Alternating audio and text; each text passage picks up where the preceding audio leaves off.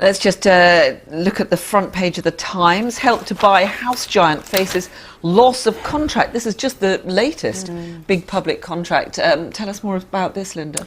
Yeah, so Persimmon, this house builder, are going to report a pretty impressive £1 billion of profit. And they're actually really, in terms of Help to Buy, they account for a huge number of the homes under this scheme. And so what you're finding are a few things in this story, which I think is why in the review of Help to Buy, which is coming up in 2021, Persimmon might be in trouble. So for instance, it looks like there's an issue around standards of the housing that they're building. And so the profit per home is actually increasing. There's also an issue of them offering leasehold, so they're charging ground rent to these new buyers instead of giving them the freehold. And I think for those reasons, this scheme, which is intended to help first-time buyers, I don't think it was intended to help house builders gain profit at the expense of those buyers subsidized by the government.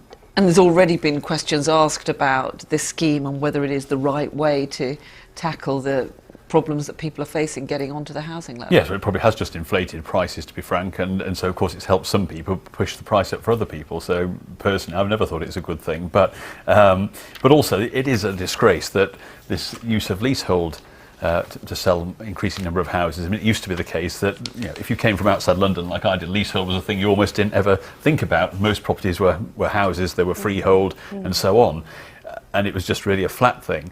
And if you're selling a house, there seems to be no reason to do it other than to make money. And of course, it leaves people with some very disadvantageous and an uncontrollable cost in the future. That's what's been happening.